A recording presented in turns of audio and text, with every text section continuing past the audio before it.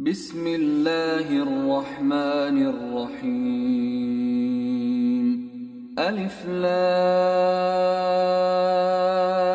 را تلك آيات الكتاب وقرآن مبين ربما يود الذين كفروا لو كانوا مسلمين ذرهم يأكلوا ويتمتعوا ويلههم الأمل فسوف يعلمون وما أهلكنا من قرية إلا ولها كتاب معلوم. السلام عليكم ورحمة الله وبركاته. إن الحمد لله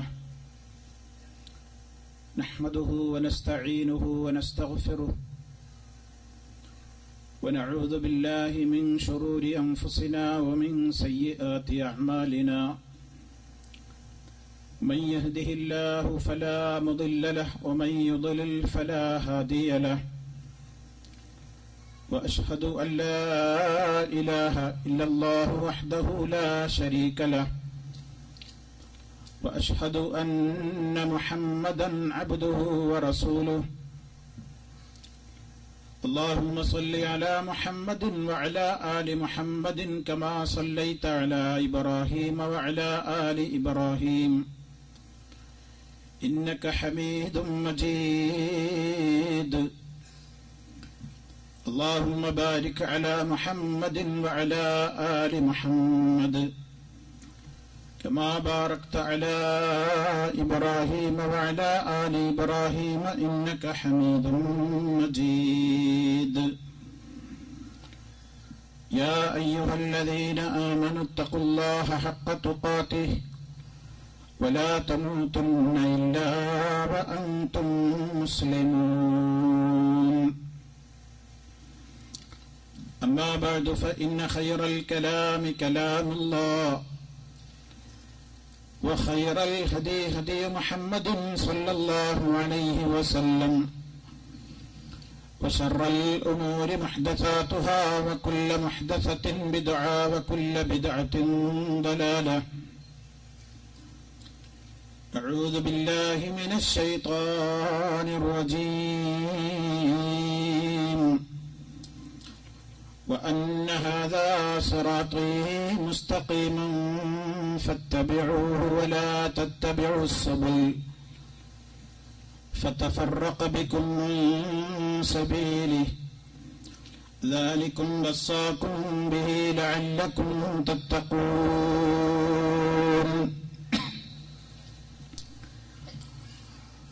അല്ലാഹുവിന്റെ മഹത്തായ തൗഫീഖ് മുഖേന സൗദി അറേബ്യയിലെ ജുബൈൽ എന്ന ഈ പ്രദേശത്ത് അല്ലാഹുവിന്റെ ദീനിന്റെ മിതത്വവും അതിന്റെ ലാളിത്യവും അതിന്റെ സൗന്ദര്യവും കൃത്യമായി ജനങ്ങൾക്കിടയിൽ ബോധവൽക്കരണം നടത്തുക എന്ന ലക്ഷ്യത്തിന് വേണ്ടി നടത്തിവരുന്ന ഇസ്ലാം തീവ്രതയ്ക്കെതിരെ എന്ന ഈ മഹത്തായ സംരംഭത്തിന്റെ വേദിയിലും സദസ്സിലുമായി സന്നിഹിതരായിട്ടുള്ള എന്റെ പ്രിയപ്പെട്ട സഹപ്രവർത്തകരെ, നേതാക്കളെ, പണ്ഡിതന്മാരെ, സഹോദരി സഹോദരങ്ങളെ, അല്ലാഹു സുബ്ഹാനഹു വ തആലയുടെ എല്ലാ വിധത്തിലുള്ള അനുഗ്രഹങ്ങളും അല്ലാഹുവിന്റെ ഭവനത്തിൽ നാം ഈ ഒരുമിച്ച് കൂടിയിരിക്കുന്ന ഈ സന്ദർഭത്തിലും ഇവിടെ നിന്ന് വിട്ടുപിരിഞ്ഞാലും നമ്മിൽ അവൻ സദാ വർഷിച്ചുകൊണ്ടിരിക്കുമാറാകട്ടെ. സഹോദരങ്ങളെ, ഇസ്ലാം തീവ്രതയ്ക്കെതിരെ എന്ന് പറയുമ്പോൾ ലോകത്ത് ഒരുപാട് ആദർശങ്ങളും ആശയങ്ങളും അതിൻ്റെതായ വക്താക്കളിലൂടെ ഇന്ന് പ്രചരിപ്പിക്കപ്പെട്ടുകൊണ്ടിരിക്കുന്ന കാലഘട്ടമാണ്. അള്ളാഹുവിന്റെ ദീനായ ദീനുൽ ഇസ്ലാമിന്റെ പ്രത്യേകത അത് വളരെ കൃത്യമായി തന്നെ വേണ്ട അളവിൽ ഏതൊക്കെ അതിൽ വേണമോ അതെല്ലാം ഉൾക്കൊള്ളിക്കുകയും അനാവശ്യമായ എല്ലാവിധത്തിലുള്ള കൂട്ടിച്ചേർക്കലുകളിൽ നിന്നും അതുപോലെ തന്നെ ന്യൂനതകളിൽ നിന്നും മുക്തമായ നിലക്ക് മനുഷ്യർക്ക് ഉൾക്കൊള്ളാവുന്ന അവർക്ക് നിർവഹിക്കാൻ സാധ്യമാകുന്ന അവരുടെ പ്രായോഗിക ജീവിതത്തിൽ തടസ്സമേതുമില്ലാതെ കൊണ്ടു നടക്കാൻ കഴിയാവുന്ന മിതമായ നിയമങ്ങളാണ് അള്ളാഹുവിന്റെ ദീനിലുള്ളത്. കാരണം ലോകത്തുള്ള ഓരോ ആദർശങ്ങളും ആശയങ്ങളും മനുഷ്യരുടേതായ തലയിൽ നിന്ന് ഉയർന്നു വന്നിട്ടുള്ളതാകയാൽ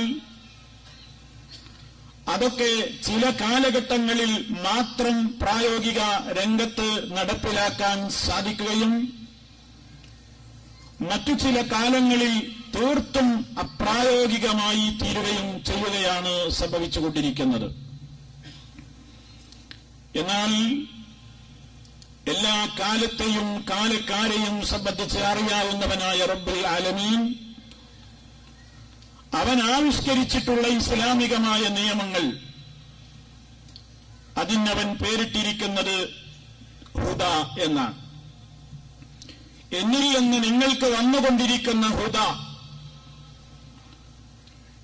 അതിൽ ഒരു നിലക്കുമുള്ള കൂട്ടിച്ചേർക്കലുകളും മാറ്റത്തിരുത്തലുകളും ഇല്ലാതെ അതിന്റെ തനതായ രൂപത്തിൽ അതിൽ തീവ്രത പുലർത്താതെ അതിന്റെ കാര്യങ്ങളുടെ നിർവഹണത്തിൽ ജീർണതയുടെ അവസ്ഥയിലേക്ക് അധപ്പതിക്കാതെ കൃത്യമായ നിലക്ക് ആര് അതിനെ പിൻപറ്റിക്കൊണ്ട് ജീവിക്കുന്നുവോ ഫലാ ഖൗഫുൻ അലൈഹിം വലാ ഹും യഹ്സനൂൻ, അവർക്ക് ഭയപ്പെടേണ്ടി വരില്ല, ദുഃഖിക്കേണ്ടി വരില്ല. എന്നാൽ ഇതിനെയെല്ലാം നിഷേധിക്കുകയും തള്ളിക്കളയുകയും വ്യാജമാക്കുകയും ചെയ്യുന്നവരാരോ ഫൗലായിക അസ്ഹാബുൻ നാർ, അവർ നരകത്തിന്റെ അവകാശികളാണ്.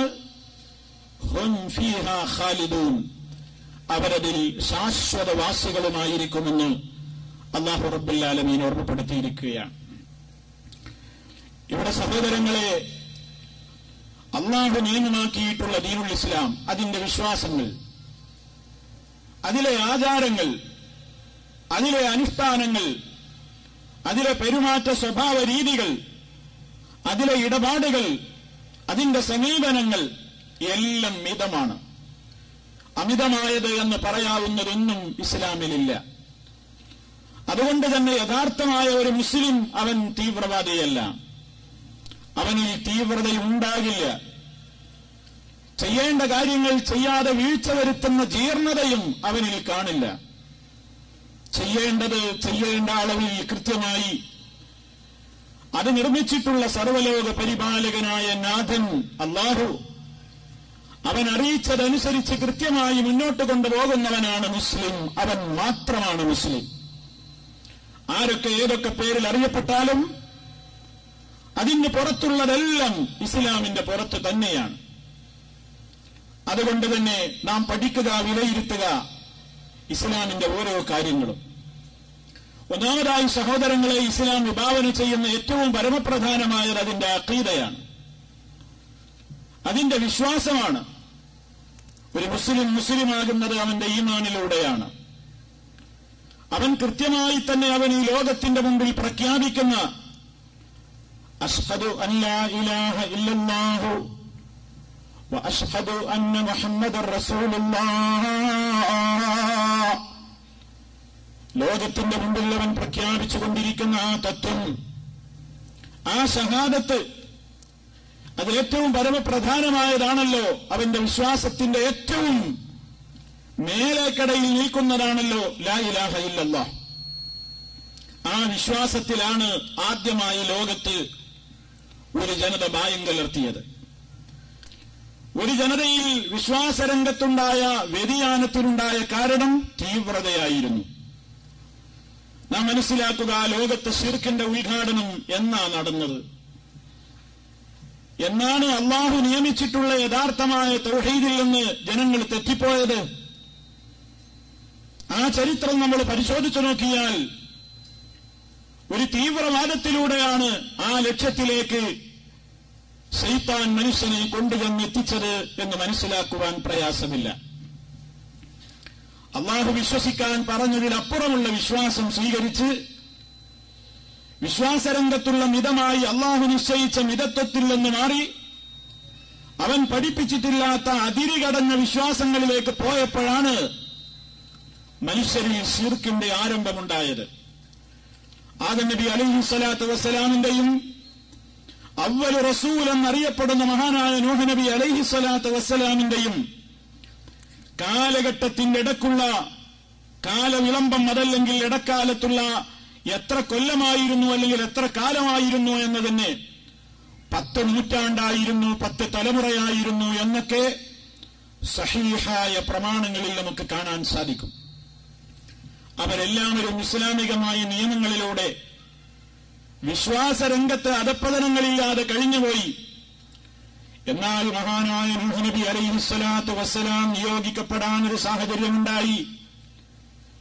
ആ പ്രവാചകൻ നിയോഗിക്കപ്പെടാൻ ഉദ്ദേശിച്ചിട്ടുള്ള അഥവാ അള്ളാഹു തീരുമാനിച്ചിട്ടുള്ള ഏതൊരു ഖൗമിലേക്കാണോ നൂഹ് നബി അലൈഹിസ്സലാമിനെ അള്ളാഹു നിയോഗിക്കാൻ തീരുമാനിച്ചതെങ്കിൽ ആ സമൂഹത്തിലുണ്ടായ ഒന്നാമത്തെ അബദ്ധം, അവര് മഹാന്മാരെ സംബന്ധിച്ച് വിശ്വസിക്കാൻ പാടില്ലാത്ത കാര്യങ്ങൾ വിശ്വസിച്ചു തുടങ്ങിയതിലൂടെയാണ്.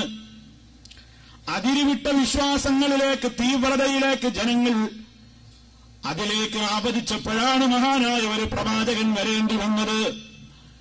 നൂഹ് നബി അലൈഹിസ്സലാമിന്റെ ചരിത്രം വിശുദ്ധ ഖുർആൻ പല സ്ഥലങ്ങളിലുമായി പറഞ്ഞിട്ടുണ്ടെങ്കിലും അതേ പേരിൽ തന്നെയുള്ള ഒരു അധ്യായം മുസ്ലിമീങ്ങൾക്ക് എല്ലാവർക്കും പരിചയമുണ്ട്. സൂറത്ത് നൂഹ് എന്ന പേരിൽ ആ മഹാനായ പ്രവാചകന്റെ ചരിത്രത്തെ ചുരുക്കി പറഞ്ഞിട്ടുള്ള അധ്യായത്തിൽ നമുക്കൊരു 4-5 ആളുകളുടെ പേര് കാണാൻ സാധിക്കും. വദ്ദ്, സുവാഅ്, യഗൂസ്, യഊഖ്, നസ്ർ.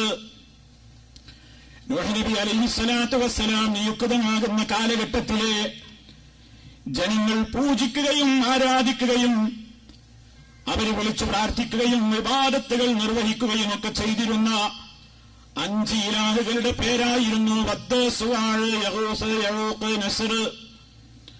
ഒരൽപ്പം ചരിത്രത്തിലേക്ക് എന്റെ പ്രിയപ്പെട്ട ശ്രോതാക്കളുടെ ശ്രദ്ധ ഞാൻ ക്ഷണിക്കുകയാണ്. എങ്ങനെയാണ് ഈ 5 ആളുകൾ ആരാധ്യരായി മാറിയത്? അവിടെയാണ് നമ്മുടെ വിഷയത്തിന്റെ തുടക്കം നിങ്ങൾ മനസ്സിലാക്കേണ്ടത്. വദ്ദ്, സുവാഅ്, യഗൂസ്, യഊഖ്, നസ്ർ തുടങ്ങിയവ ഒരു ദിവസം പെട്ടെന്നങ്ങ് ജനങ്ങൾ അതിനെ ആരാധിക്കാൻ തുടങ്ങിയതല്ല. അത് ആരാധിക്കാൻ തുടങ്ങുന്നതിന്റെ മുമ്പ് അതിന്റെ പിന്നിൽ കുറച്ച് ചരിത്രങ്ങൾ കഴിഞ്ഞുപോയി. ആരായിരുന്നു ഈ 5 ആളുകൾ? ഇവര് വലിയ മഹാന്മാരായിരുന്നുവെന്നാണ് ഇസ്ലാം പരിചയപ്പെടുത്തുന്നത്. വദ്ദ്, സുവാഅ്, യഗൂസ്, യഊഖ്, നസ്ർ എന്ന പേരിൽ നൂഹ് നബി അലൈഹിസ്സലാം നിയോഗിക്കപ്പെടുന്ന ജനങ്ങളിൽ 5 മഹാന്മാരായ ആളുകളുണ്ടായിരുന്നു. അവര് അല്ലാഹുവിലേക്ക് സൽക്കർമ്മങ്ങളിലൂടെ അവരുടെ സത്യവിശ്വാസത്തിലൂടെ വളരെ അടുപ്പം നേടിയിട്ടുള്ള മഹാന്മാരായിരുന്നു.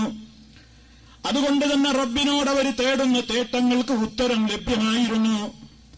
അല്ലാഹുവിലേക്കുള്ള അവരുടെ മടക്കവും അവരുടേതായ കൃത്യമായ നിലക്കുള്ള ഇസ്ലാമിക ജീവിതവും കാരണത്താൽ റബ്ബിനെ അവർ സ്നേഹിച്ചു, റബ്ബ് അവരെയും സ്നേഹിച്ചു.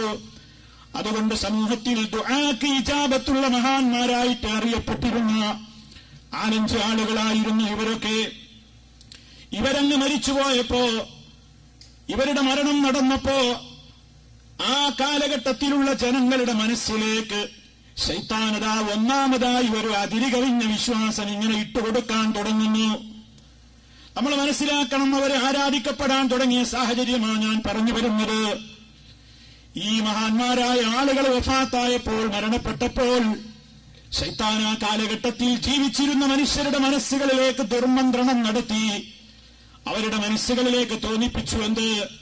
വലിയ മഹാന്മാരായ ആളുകൾ നിങ്ങളുടെ സമൂഹത്തിലൊക്കെ ജീവിച്ചു, അവരൊക്കെ മരിച്ചുപോയി, അവരെ വരും തലമുറ മറക്കാൻ പാടില്ല.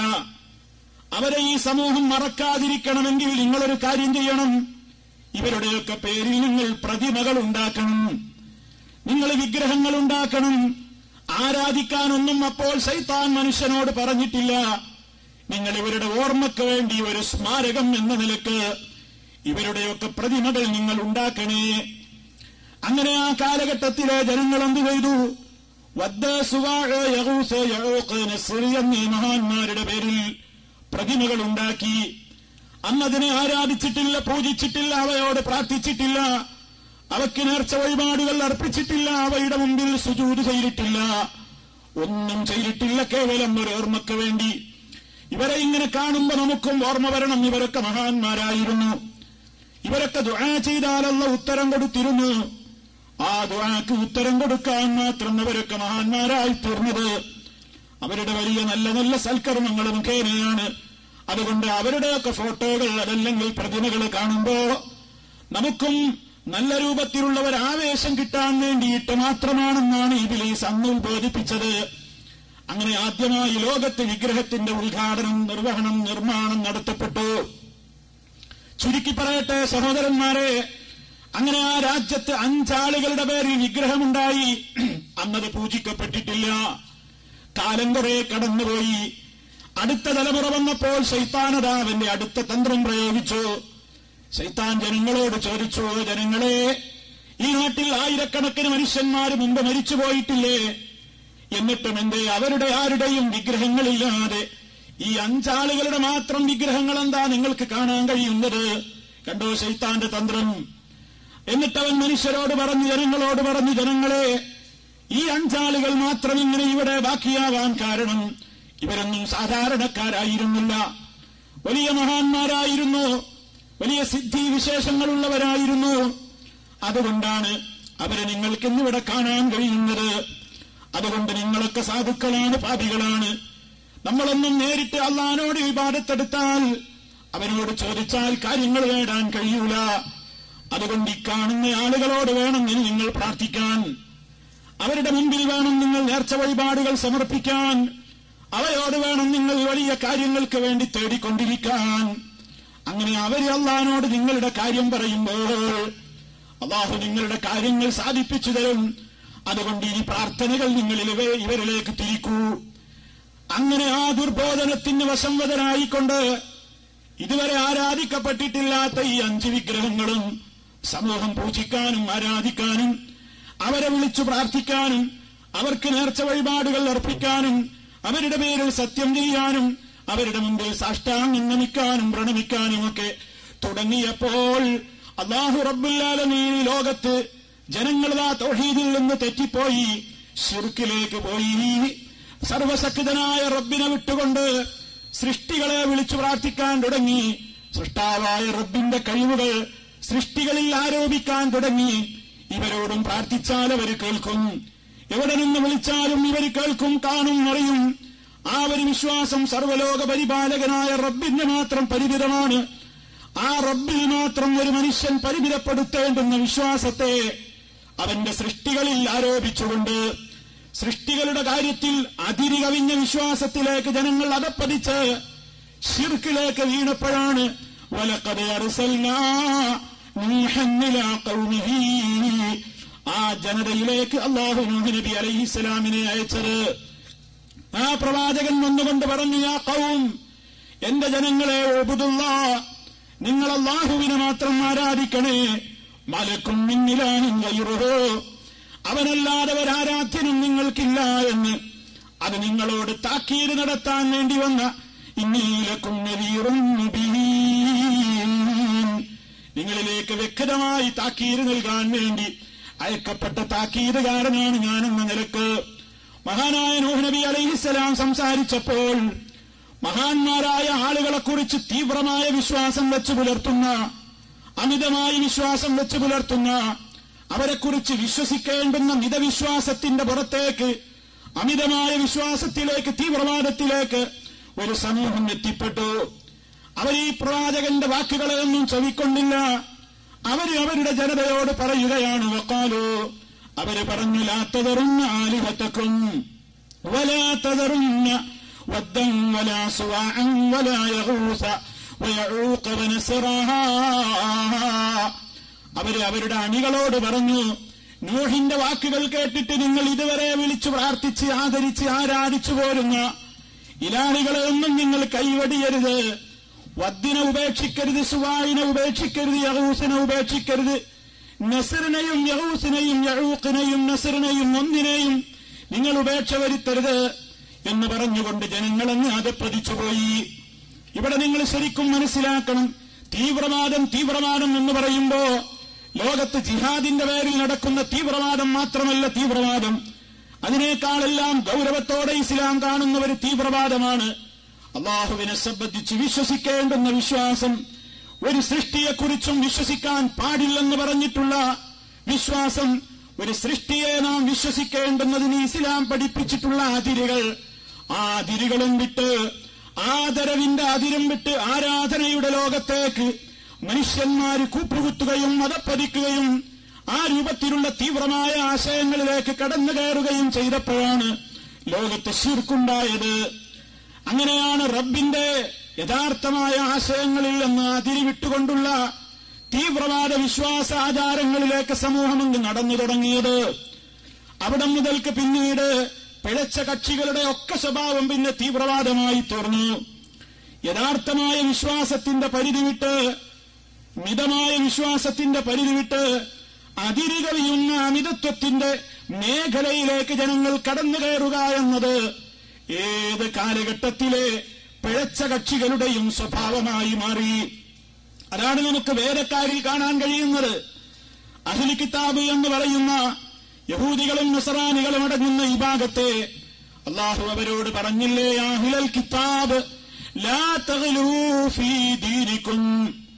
ഓ വേദക്കാരെ, യഹൂദികളെ, നസറാനികളെ, നിങ്ങളുടെ മതത്തിൽ നിങ്ങൾ അതിരുകവിയരുതേ. എന്താണ് അവർ അതിരുകവിഞ്ഞത്? യഹൂദികൾ അള്ളാഹുവിന്റെ സൃഷ്ടിയായ ഉസൈർ എന്ന് പറയുന്ന മഹാനെ സംബന്ധിച്ച് അള്ളാഹുവാണെന്നും അള്ളാഹുവിന്റെ മകനാണെന്നും തീവ്രവാദം പറഞ്ഞു. നസറാനികളോ മസീഹ് ഈസാ നബി അലൈഹിസ്സലാത്തു വസ്സലാം എന്ന മനുഷ്യനായ പ്രവാചകനെ പ്രവാചകത്വത്തിന്റെ പരിധിയിൽ നിന്നും അപ്പുറത്തേക്ക് കൊണ്ടുപോയി ഇബ്നുല്ലാഹ്, അള്ളാഹുവിന്റെ പുത്രൻ എന്ന, അതല്ലെങ്കിൽ റബ്ബ് തന്നെ എന്ന് പറയുന്ന, അള്ള തന്നെ എന്ന് പറയുന്ന അതിരുകവിഞ്ഞ വിശ്വാസത്തിലേക്ക് അവരും കടന്നു കയറി. അങ്ങനെ യഹൂദികൾ പഴച്ചുപോയി, നസറാനികൾ പഴച്ചുപോയി. എന്താ കാരണം? വിശ്വാസരംഗത്ത് ഇസ്ലാം പഠിപ്പിച്ചിട്ടുള്ള മിതമായ വിശ്വാസത്തിൽ നിന്ന് പോയി അതിരുകവിഞ്ഞ തീവ്രവാദ വിശ്വാസങ്ങളിലേക്ക് അവരും മതപ്പതിച്ചതാണ് ആ സമൂഹത്തിന്റെയും നാശത്തിന് കാരണം. അതുകൊണ്ട് തന്നെ മഹാനായ റസൂലുള്ളാഹി സ്വല്ലല്ലാഹു അലൈഹി വസല്ലം ഈ സമൂഹത്തോട് മുന്നറിയിപ്പ് നൽകി, ഓ ജനങ്ങളെ, ലതത്തബിഉന്ന സനന മൻ കാന ഖബലകും ശിബ്റൻ ബിശിബ്രിൻ വദിറാഅൻ ബിദിറാഅ്. നിങ്ങളുടെ മുമ്പുള്ളവരുടെ സമ്പ്രദായങ്ങളെ ചാണിന് ചാണായി മുഴത്തിന് മുഴമായി നിങ്ങളും പിന്തുടരുക തന്നെ ചെയ്യുമെന്ന് മഹാനായ റസൂലുള്ളാഹി സ്വല്ലല്ലാഹു അലൈഹി വസല്ലമ ഈ സമൂഹത്തോട് മുന്നറിയിപ്പ് കൊടുത്തു. ആരെയാണ് പ്രവാചകരെ അങ്ങനെ ഉദ്ദേശിച്ചത്? ഈ മുൻഗാമികൾ എന്ന് പറയുന്നത് കൊണ്ട് അൽ യഹൂദ വൻ നസാറ, യഹൂദികളും നസറാനികളുമാണോ? അള്ളാന്റെ റസൂലിന്റെ മറുപടി ഫമന്നവരല്ലാതെ പിന്നെ ആരാണ്? അപ്പോൾ ഇസ്ലാം നമുക്ക് മുന്നറിയിപ്പ് നൽകിയിട്ടുണ്ട്. യഹൂദി പോയ വഴിയിലേക്ക്, നസറാനി പോയ വഴിയിലേക്ക് പോകാൻ ഈ സമൂഹത്തിലും ആളുണ്ടാകും. അതിനെപ്പറ്റി മുന്നറിയിപ്പ് നൽകി. അത് വരാൻ പോകുന്നു എന്ന് പ്രത്യേകമായി പഠിപ്പിച്ചു. അതോടൊപ്പം തന്നെ അവിടുന്ന് ജീവിച്ചിരിക്കുന്ന കാലത്ത് തന്നെ അമിതത്വം പുലർത്തുന്നതിനെതിരെ ശക്തമായി താക്കീതുമായി വന്നു. അവിടുന്ന് പറഞ്ഞു, ലാ തുത്റൂനി കമാ അത്റത്തിൻ നസാറാ ഈസ ഇബ്നു മറിയം ഫഇന്നമാ നഅബ്ദുല്ലാഹ് ഫഖൂലു അബ്ദുല്ലാഹി വറസൂലുഹു. ജനങ്ങളെ, നിങ്ങൾ എന്നെ അമിതമായി പുകഴ്ത്തരുത്, നിങ്ങൾ എന്നെ പരിധി വിട്ട് പ്രശംസിക്കരുത്. പ്രശംസയുടെ ലോകത്ത് നിങ്ങൾ തീവ്രവാദികളാകരുത്. നിങ്ങൾ എന്നെ പരിധി വിട്ടുകൊണ്ട് ആശംസിക്കരുത്, പുകഴ്ത്തരുത്. ഏതുപോലെ ക്രിസ്ത്യാനികൾ ഈസ ഇബ്നു മറിയമിനെ പരിധി വിട്ട് പ്രശംസിച്ചതുപോലെ ഞാൻ അള്ളാഹുവിന്റെ അടിമയാണ്, അതുകൊണ്ട് അള്ളാഹുവിന്റെ അടിമയും അവന്റെ ദൂതനും എന്ന അർത്ഥത്തിന് വിരുദ്ധമാകുന്ന ഒന്നും നിങ്ങൾ എന്നെ സംബന്ധിച്ച് പ്രശംസിക്കല്ല, പറയല്ല എന്ന് മഹാനായ റസൂലുള്ളാഹി സ്വല്ലല്ലാഹു അലൈഹി വസല്ലം മുന്നറിയിപ്പ് നൽകി. അതവിടുന്ന് കൃത്യമായി തന്നെ ഈ സമൂഹത്തോട് പറഞ്ഞിട്ട് ഈ സമൂഹം എന്താണ് ചെയ്തത്? പിൽക്കാലത്ത് അതേ കാര്യങ്ങൾ തന്നെ നടപ്പിൽ വരുത്തി. അവിടുന്ന് ഭയപ്പെട്ട കാര്യം, അവിടുന്ന് മുന്നറിയിപ്പ് നൽകിയ കാര്യം ഈ സമൂഹത്തിലും അതാ സമൂഹത്തിലെ പലരും ഏറ്റെടുക്കാൻ തുടങ്ങി. മഹാനായ നബി സല്ലല്ലാഹു അലൈഹി വസല്ലമിനെ പരിധി വിട്ട് പുകഴ്ത്തി. അവിടുന്ന് അള്ളാഹുവിന്റെ പ്രത്യേകമായ ഗുണങ്ങളെയും വിശേഷണങ്ങളെയും റസൂലുള്ളാഹി സ്വല്ലല്ലാഹു അലൈഹി വസല്ലമിലേക്ക് ചാർത്തിക്കൊടുത്തു. എല്ലാം കാണുന്ന ആളാണ് മഹാനായ റസൂലുള്ളാഹി സ്വല്ലല്ലാഹു അലൈഹി വസല്ലം എന്ന് വിശ്വസിക്കാനും പ്രചരിപ്പിക്കാനും ആളുണ്ടായി. ഇന്നും നമ്മുടെ നാട്ടിലെ ഭൂരിപക്ഷം വരുന്നു എന്ന് പറയുന്ന ആളുകൾ എന്താണ് സമൂഹത്തോട് പറയുന്നത്? മഹാനായ മുഹമ്മദ് നബി സല്ലല്ലാഹു അലൈഹി വസല്ലം നമ്മുടെ കൂടെ തന്നെയുണ്ട്. അല്ലാഹുവിന്റെ റസൂൽ എല്ലാ മുസ്ലിമീങ്ങളുടെയും കൂടെയുണ്ടെന്ന് പറയുമ്പോൾ നമ്മൾ പ്രവർത്തിക്കുന്നതൊക്കെ റസൂലുള്ള കണ്ടുകൊണ്ടിരിക്കുകയാണ്. നമ്മൾ പറയുന്നതെല്ലാം റസൂലുള്ള കേട്ടുകൊണ്ടിരിക്കുകയാണ്. നമ്മുടെ മനസ്സിലെ വികാരങ്ങൾ വരെ നബി സല്ലല്ലാഹു അലൈഹി വസല്ലം അറിഞ്ഞുകൊണ്ടിരിക്കുകയാണ്. നമ്മൾ എവിടെ നിന്ന് വിളിച്ചാലും അല്ലാഹുവിന്റെ റസൂൽ നമുക്ക് ഉത്തരം നൽകും. ഇങ്ങനെ സർവലോക പരിപാലകനായ റബ്ബിന്റെ മാത്രമുള്ള കഴിവുകൾ മഹാനായ നബി സല്ലല്ലാഹു അലൈഹി വസല്ലമിൽ ചേർത്തി പറഞ്ഞുകൊണ്ട് അല്ല കാണും പോലെ കാണുന്നു, കേൾക്കും പോലെ കേൾക്കുന്നു, അറിയും പോലെ അറിയുന്നു, റബ്ബിന് കഴിവുള്ളതുപോലെ കഴിയുന്നു എന്ന ആ രൂപത്തിലുള്ള സമപ്പെടുത്തലുകളും അള്ളാഹുവിൽ പങ്കുചേർക്കുകയും ചെയ്യുന്ന വിശ്വാസരംഗത്തുള്ള തീവ്രവാദത്തിലേക്ക് നമ്മുടെ സമുദായത്തിലും ആളുകൾ അതപ്പതിച്ചുപോയി. അതുതന്നെയാണ് നബി സല്ലല്ലാഹു അലൈഹി വസല്ലം മുന്നറിയിപ്പ് നൽകിയ കാര്യത്തിൽ അവിടുന്ന് വഫാത്തായിട്ട് അധികകാലം കഴിയാതെ തന്നെ ഷിയാക്കൾ ലോകത്തുണ്ടാക്കിയ ഫിത്നയും അത് തന്നെയാണ്. മഹാന്മാരായ ആളുകളെ അവരുടെ ഇമാമീങ്ങൾ എന്ന് പറയുന്ന അവര് പ്രത്യേക വലിയ മഹത്തുക്കളായി കാണുന്ന ഇമാമീങ്ങളെ അവർക്ക് ഒരു തെറ്റും സംഭവിക്കുകയില്ലെന്നും മലക്കുകൾക്ക് എത്തിപ്പെടാൻ കഴിയാത്ത മഹാന്മാരായ പ്രവാചകന്മാർക്ക് പോലും എത്തിപ്പെടാൻ കഴിയാത്ത അത്യുന്നതമായ പദവിയിലെത്തിയവരാണ് ഞങ്ങളുടെ ഇമാമുകളെന്ന് ഷിയാക്കൾ അവർ വിശ്വസിക്കാൻ തുടങ്ങി. ഇമാമീങ്ങളെ സംബന്ധിച്ച് അതിരുകിട്ട വിശ്വാസം, അവരുടെ നേതാക്കളെ കുറിച്ചുള്ള അമിതമായ വിശ്വാസം അവരും ഈ സമൂഹത്തിലേക്ക് മാർക്കറ്റ് ചെയ്തുകൊണ്ടിരുന്നു. ഇങ്ങനെ ചരിത്രമെടുത്ത് പരിശോധിച്ചു നോക്കിയാൽ വിശ്വാസരംഗത്തുള്ള ഏറ്റവും വലിയ തീവ്രവാദങ്ങൾ പിഴച്ചുപോയ എല്ലാ കക്ഷികളുടെയും മുഖമുദ്രയായിരുന്നു. അതിന്നും ഈ സമൂഹത്തിൽ തുടരുകയാണ്. ഇന്നും ആ രൂപത്തിലുള്ള തീവ്രവാദ ഭീകരവാദ കാര്യങ്ങളിലേക്ക് പോയിട്ടുള്ള കക്ഷികൾക്കൊക്കെ ഈ രൂപത്തിൽ വിശ്വാസരംഗത്തുള്ള തകരാറുകൾ നമുക്ക് കാണാൻ സാധിക്കുന്നു. അതുപോലെ തന്നെയാണ് സഹോദരന്മാരെ, അമലുകളുടെ കാര്യത്തിലും ആളുകൾ അതിരുവിട്ട കാര്യങ്ങളിലേക്ക് പോയി. വിശ്വാസ കാര്യങ്ങളിൽ അത് പതിച്ചതുപോലെ ഓരോ രംഗത്തും ഏതൊക്കെ രംഗത്ത് എന്ന് പറയാൻ നിന്നാൽ ധാരാളക്കണക്കിന് നമ്മൾ മനസ്സിലാക്കേണ്ടതുണ്ട്. പലപ്പോഴും ആളുകൾക്ക് ഇന്നതൊക്കെ പറയുന്നതും അതിനെക്കുറിച്ചൊക്കെ ചർച്ച ചെയ്യുന്നതും അനാവശ്യമാണെന്ന് തോന്നുകയാണ്. പക്ഷേ ലാ ഇലാഹ ഇല്ലല്ലാഹ് എന്ന നമ്മളേറെ സ്നേഹിക്കേണ്ടുന്ന ആദർശത്തിന്റെ കടക്ക് കത്തിവെക്കുന്ന അമിതമായ നിലക്കുള്ള തീവ്രമായ വിശ്വാസങ്ങളാണ് ഷിയാക്കൾ അവരുടെ ഇമാമിങ്ങളെ വെച്ചു പുലർത്തിയത്. അതുപോലെ തന്നെ സൂഫികളെന്ന് പറയുന്നവർ അവരുടെ ശൈഖുമാരെ സംബന്ധിച്ച് വെച്ചു പുലർത്തിക്കൊണ്ടിരിക്കുന്നത് അവരുടെ ഇസ്ലാം പഠിപ്പിച്ചിട്ടില്ലാത്ത പല പേരുകളും ഔലിയാക്കൾ എന്ന് പറയുന്ന ഒരു വിഭാഗത്തിന് ചാർത്തിക്കൊടുക്കുകയാണ്. അവർ ഈ ലോകത്തിൽ നിന്ന് മറഞ്ഞുപോയാലും അല്ല കാണും പോലെ കാണുന്നവരാണ്, എല്ലാം കേൾക്കുന്നവരാണ്, എല്ലാം അറിയുന്നവരാണ്. ആ വിശ്വാസത്തോടെയാണ് നമ്മുടെ നാടുകളിലുള്ള മഖ്ബറകളൊക്കെ കെട്ടിപ്പടുക്കപ്പെട്ടിട്ടുള്ളത്. ദർഗകളിലും മഖാമുകളിലും ജാറങ്ങളിലുമൊക്കെ പോയി ആളുകൾ വിളിച്ചു പ്രാർത്ഥിച്ചുകൊണ്ടിരിക്കുന്നത് ഏത് വിശ്വാസപ്രകാരമാണ്? മഹാന്മാരായ ആളുകളെ കുറിച്ച് അല്ലെങ്കിൽ അവർ മഹത്തുക്കളാണെന്ന് ധരിച്ചു വെച്ചിട്ടുള്ള ആളുകളെ കുറിച്ച് അവർ മനസ്സിൽ കൊണ്ടു നടക്കുന്ന അമിതമായ ചില വിശ്വാസങ്ങളുണ്ട്. എവിടെ നിന്ന് വിളിച്ചാലും ആ വിളി അവർ കേൾക്കുന്നുണ്ട്. ഏതുപോലെ മുസ്ലിമീങ്ങൾ അള്ളാഹുവിനെ കുറിച്ച് വിശ്വസിക്കും പോലെ നമ്മൾ അല്ലാഹ് എന്ന് വിളിക്കുമ്പോ വിളിക്കുന്ന എന്റെയും നിങ്ങളുടെയും കൽബിൽ ചില വിശ്വാസങ്ങളുണ്ട്. യാ അല്ലാഹ് എന്നെ രക്ഷിക്കണേ, അല്ലെങ്കിൽ റബ്ബിനോട് നമ്മളൊരു കാര്യം വിളിച്ചു പ്രാർത്ഥിക്കുമ്പോ അത് പ്രാർത്ഥിക്കുന്ന മുസ്ലിമീങ്ങൾ വിശ്വസിക്കുന്നത് ആ പ്രാർത്ഥിക്കുന്ന എന്നെ ഇപ്പോൾ എന്റെ റബ്ബ് കണ്ടുകൊണ്ടിരിക്കുകയാണ്, എന്റെ ശബ്ദം അവൻ കേട്ടുകൊണ്ടിരിക്കുകയാണ്. ഞാൻ പറഞ്ഞില്ലെങ്കിൽ പോലും എന്റെ ആഗ്രഹങ്ങൾ എന്താണെന്ന് ആ റബ്ബ് മനസ്സിലാക്കി കഴിഞ്ഞു. ഞാൻ എന്ത് ചോദിച്ചാലും എന്റെ റബ്ബിനത് എനിക്ക് ഉത്തരം ചെയ്തു തരാൻ കഴിയുമുണ്ട്.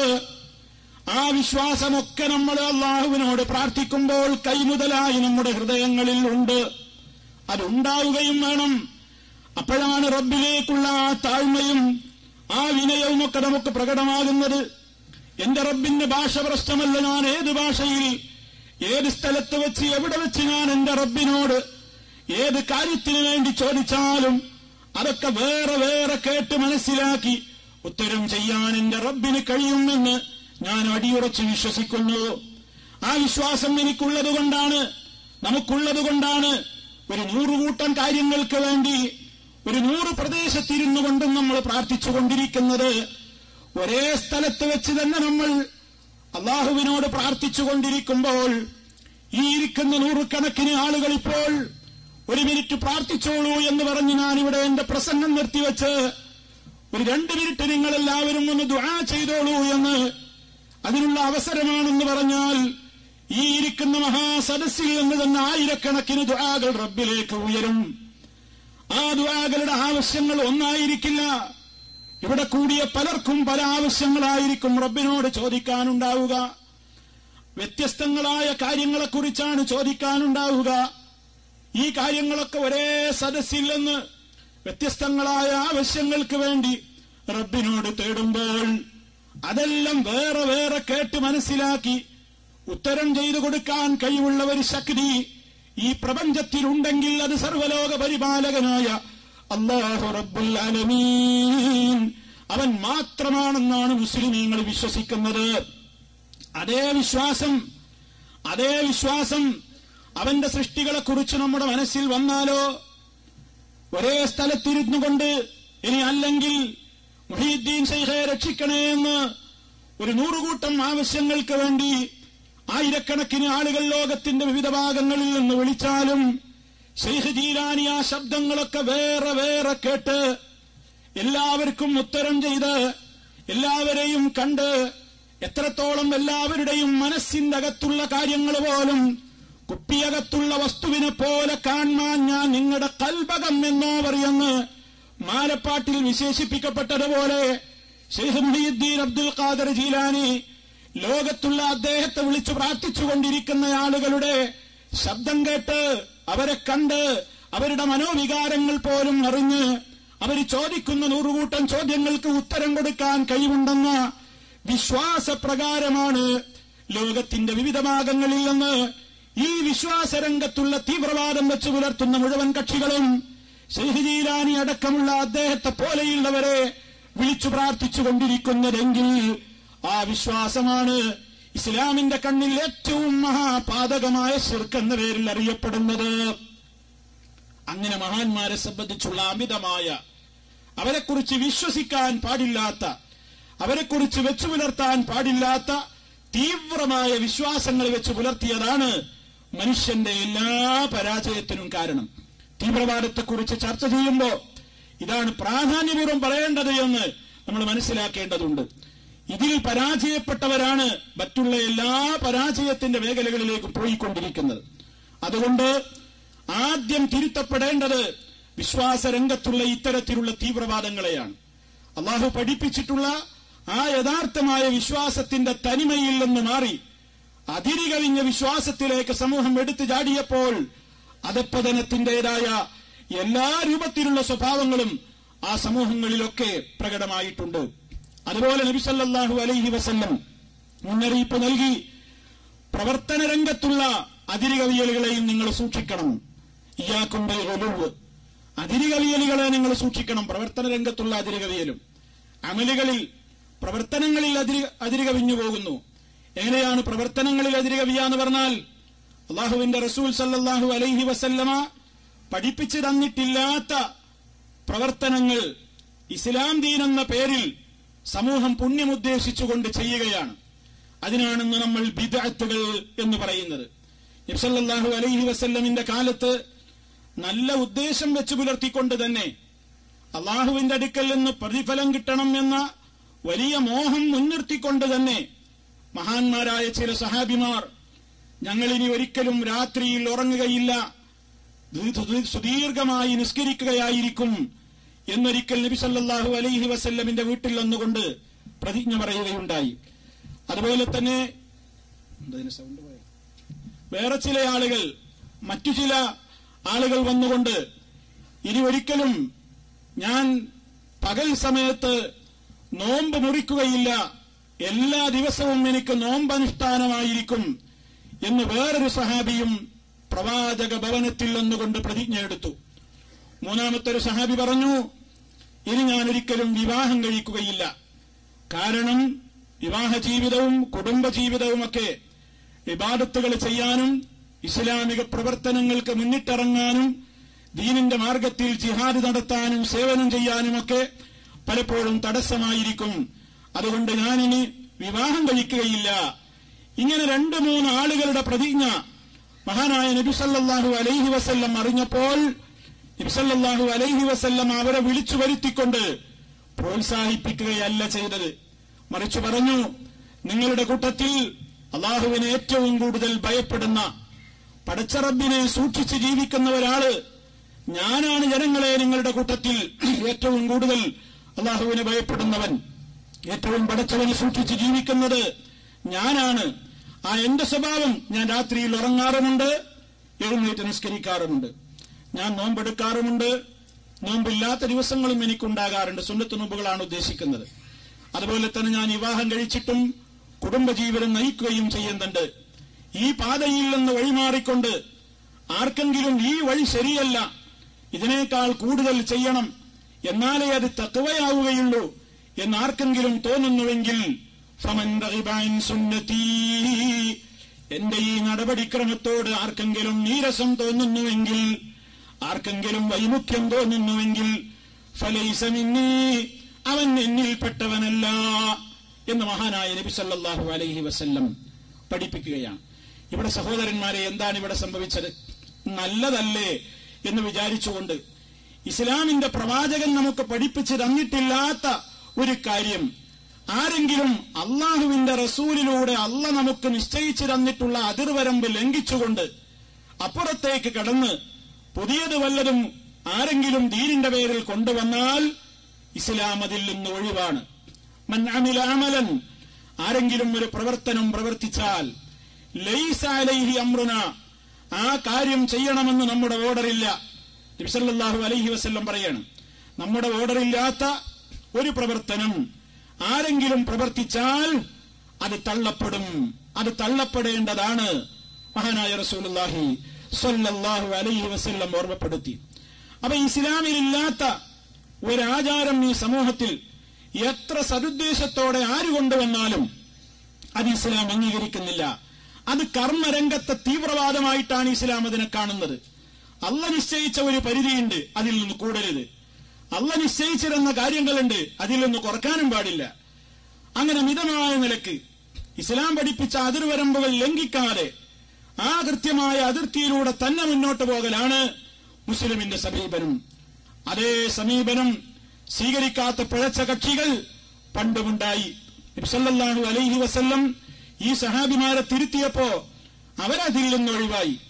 അവരല്ലാഹുവിന്റെ റസൂലിന്റെ കൽപ്പനയെ ശിരസ വഹിച്ചുകൊണ്ട് അവരുടെ തീരുമാനങ്ങളെ അവർ മാറ്റം വരുത്തി നബി സല്ലല്ലാഹു അലൈഹി വസല്ലം പഠിപ്പിച്ചതുപോലെ മുന്നോട്ട് പോയി.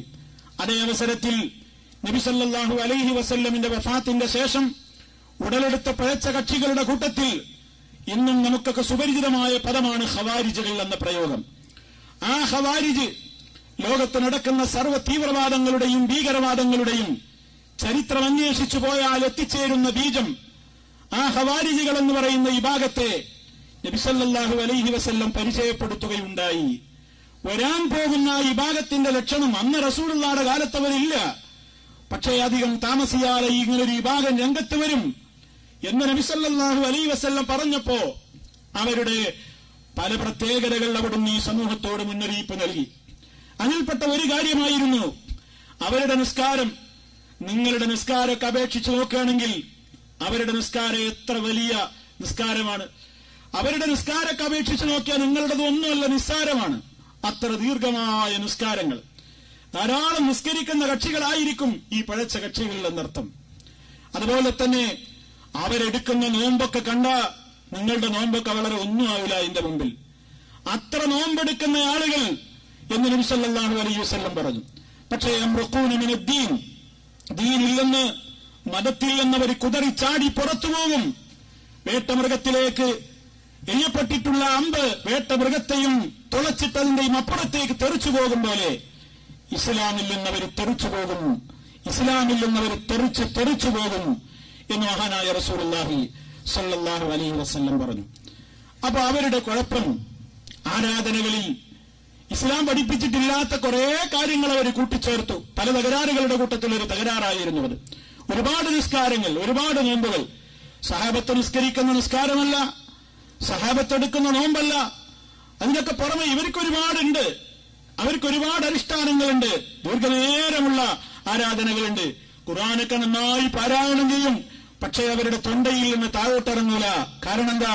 ഖുർആൻ ഓതുന്നു എന്നതല്ലാതെ അതിന് ഇസ്ലാം നിശ്ചയിച്ച അതിന്റെ യഥാർത്ഥമായ ആശയങ്ങൾക്കപ്പുറം അവരുടേതായ തലച്ചോറുകളിൽ നിന്ന് ഉത്ഭൂതമായ ആശയങ്ങളും അർത്ഥങ്ങളുമാണ് ആ വചനങ്ങൾക്ക് അവരൊക്കെ കാണുന്നത്. അതുകൊണ്ടാണ് ലോക മുസ്ലിമീങ്ങൾ ഓതിയാൽ ഒരു പ്രശ്നവുമില്ലാത്ത ചില ആയത്തുകൾ സന്ദർഭത്തിൽ നിന്ന് അടർത്തിയെടുത്തുകൊണ്ട് ലോകത്തുള്ള ഭീകര തീവ്രവാദികളൊക്കെ ചില ആയത്തുകൾ എടുത്തുകൊണ്ട് പാരായണം ചെയ്ത് ജനങ്ങളെ ജാഗരം കൊള്ളിക്കുന്നത്. എന്താ കാരണം? സഹാബത്തിനത് കേട്ടപ്പോ ജാഗരം കൊണ്ടിട്ടില്ല, സഹാബത്തിനത് കേട്ടപ്പോ ചോര തിളച്ചിട്ടില്ല. എന്നാൽ ചില ആയത്തുകൾ ചിലരോടുമ്പോ ചിലർക്ക് ചോര തിളക്കുകയാണ്. ഇപ്പൊ ഇറങ്ങണം, വെട്ടണം, കൊല്ലണം എന്നൊക്കെ തോന്നുകയാണ്. എന്താ കാരണം? ആയത്തിന്റെ കുഴപ്പമില്ല, ഇവൻ മനസ്സിലാക്കിയതിന്റെ തകരാറ്. അത് സർവ്വ പഴച്ച കക്ഷികളുടെയും അവരുടെ സ്വഭാവമാണ് എന്ന് നബി സല്ലല്ലാഹു അലൈഹി വസല്ലം പറഞ്ഞു. അങ്ങനെ ഇല്ലാത്ത നിസ്കാരങ്ങളും ഇല്ലാത്ത നോമ്പുകളും കർമ്മരംഗത്തുള്ള തീവ്രവാദം പുലർത്തിക്കൊണ്ട് ജീവിക്കുന്നവർ ഈ സമുദായത്തിലും സുലഭമാണ്. അവരും ധാരാളക്കണക്കിന് നിസ്കാരങ്ങൾ ഈ സമൂഹത്തിലേക്ക് കൊണ്ടുവന്നു, കുറെ നോമ്പുകൾ കൊണ്ടുവന്നു. നമ്മളിപ്പോ റജബ് മാസമാണ്. ഈ റജബിന് പല ആളുകളും കാണുന്ന ഒരു പ്രത്യേകത എന്താണ്? റജബ് 27 മിഅ്റാജ് ഡേ ചില കലണ്ടറുകളിലൊക്കെ രേഖപ്പെടുത്തി. മിഅ്റാജ് ദിനം മുസ്ലിമീങ്ങൾ സാന്ദർഭികമായി മനസ്സിലാക്കണം. അങ്ങനെ ഒരു ദിനം ഇസ്ലാമിലുണ്ടോ? ഇസ്രാഉം മിഅ്റാജും എന്ന് പറയുന്ന അത്ഭുതകരമായ ഒരു യാത്ര, അത് മഹാനായ നബി സല്ലല്ലാഹു അലൈഹി വസല്ലമിന്റെ ജീവിതത്തിൽ നടന്ന, ശാരീരികമായി തന്നെ നടന്ന ഏറ്റവും വലിയ പ്രസിദ്ധമായ ഒരു അത്ഭുത യാത്രയാണ്. അത് മുസ്ലിമീങ്ങൾ ഉറച്ചു വിശ്വസിക്കുന്നു, അതിൽ യാതൊരു സംശയവുമില്ല. പിന്നെ എന്താണ് സംശയം? എന്നാണ് ആ യാത്ര നടന്നത്? ഏത് മാസത്തിലാണ് നടന്നത്? ഏത് ദിവസത്തിലാണ് നടന്നത്? ധാരാളക്കണക്കിന് വീക്ഷണ വ്യത്യാസങ്ങളാണ് പണ്ഡിത ലോകത്ത് അതിനെ സംബന്ധിച്ചുള്ളത്. എന്താ അങ്ങനെ വീക്ഷണ വ്യത്യാസം ഉണ്ടാകാൻ കാരണം? ബലിപെരുന്നാൾ എന്നാണ്, ഈദുൽ ഫിത്തർ എന്നാണ് എന്നൊക്കെ ചോദിച്ചാൽ മുസ്ലിമീങ്ങൾ പറയും ശവ്വാൽ 1 ഈദുൽ ഫിത്തർ, ദുൽഹജ്ജ് 10 ഈദുൽ അദ്ഹ. എന്താ കാരണം? അത് കൃത്യമായി പ്രമാണങ്ങളിൽ ഉണ്ട്.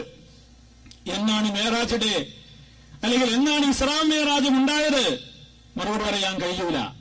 പല അഭിപ്രായങ്ങളാണ്. റബീഉൽ അവ്വലിലെന്ന്, റബീഉൽ ആഖിറിലെന്ന്, ശവ്വാലിലാണെന്ന്, റമദാനിലാണെന്ന്, ദുൽഹജ്ജിലാണെന്ന്. ആ കൂട്ടത്തിലൊരു അഭിപ്രായം മാത്രമാണ് റജബിലായിരുന്നു, അതിൽ തന്നെ റജബ് 27 എന്ന്. പോകട്ടെ, അവിടെ നിന്നും പോകാം. ഇനി റജബ് 27 തെളിഞ്ഞു, ഉറപ്പിച്ചു. എന്നാലോ മിഅ്റാജും ഇസ്രാഉം ഉണ്ടായത് ആർക്കാണ്? നമുക്കാണോ?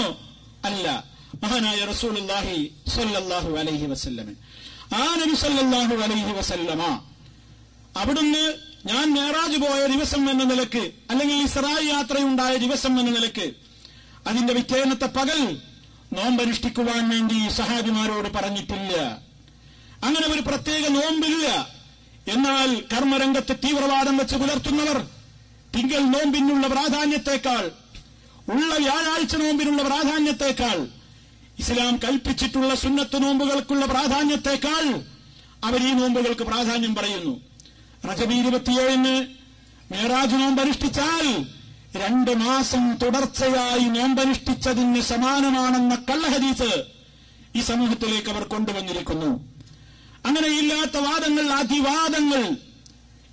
വാദങ്ങൾ കർമ്മരംഗത്ത് അവർ കൊണ്ടുവന്നു.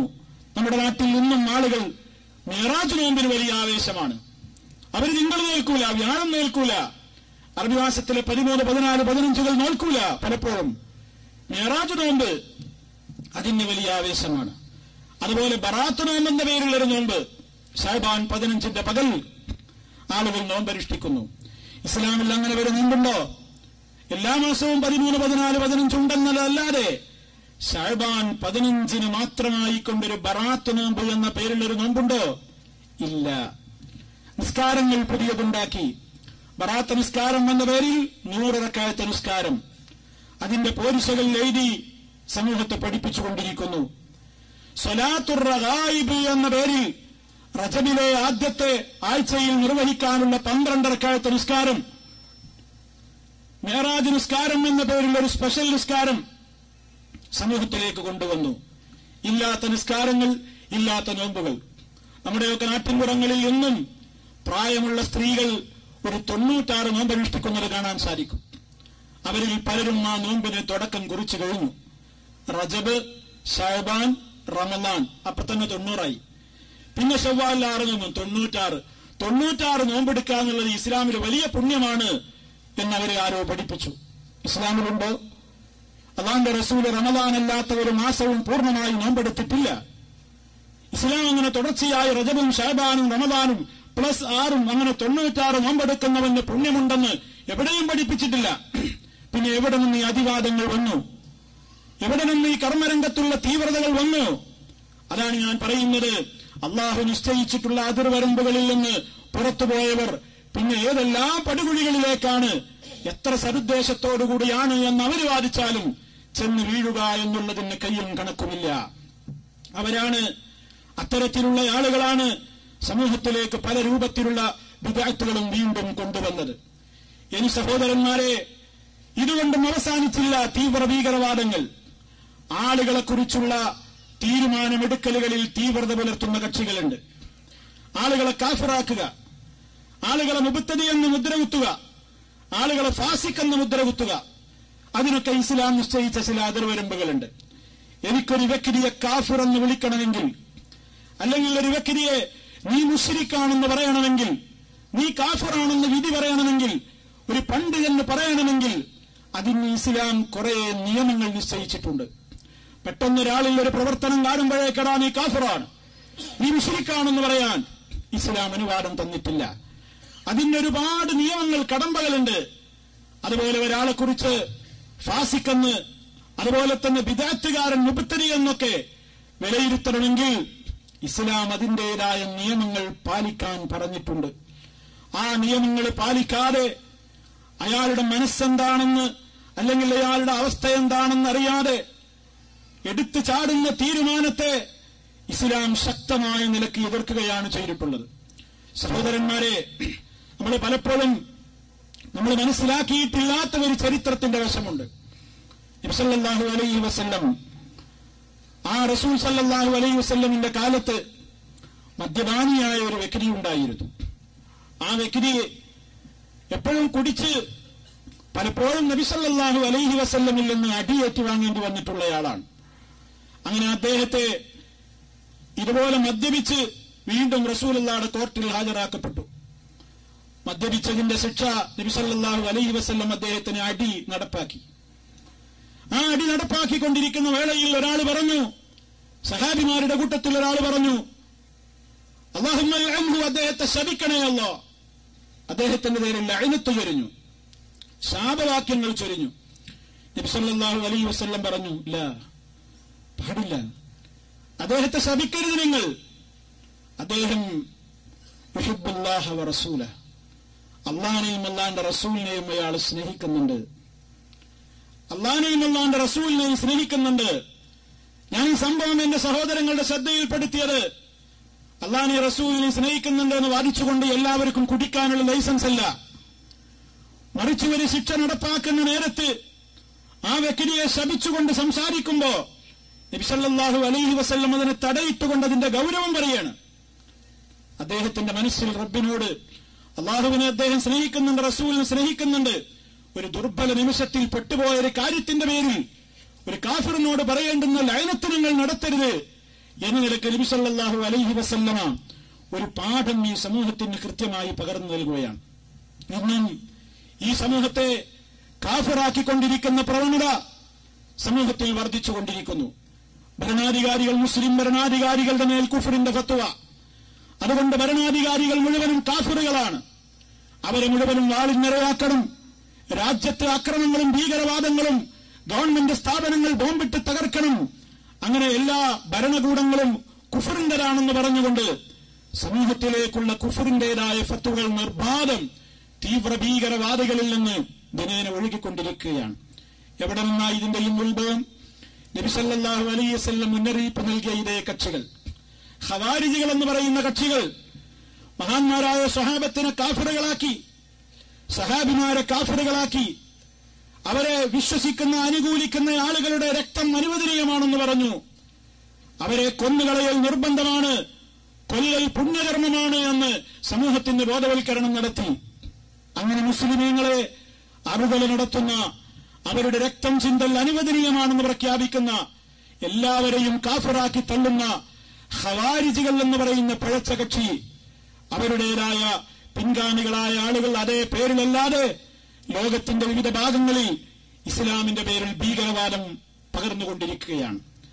അവർ പലയിടത്തും പല മുദ്രാവാക്യങ്ങളും മുഴക്കുകയാണ്. അവർ പറയുകയാണ് അല്ലാഹുവിന്റെ ഭരണമല്ലാത്ത ഭരണം നടത്തിക്കൊണ്ടിരിക്കുന്നു ഇവരെന്ന് പറഞ്ഞുകൊണ്ട്.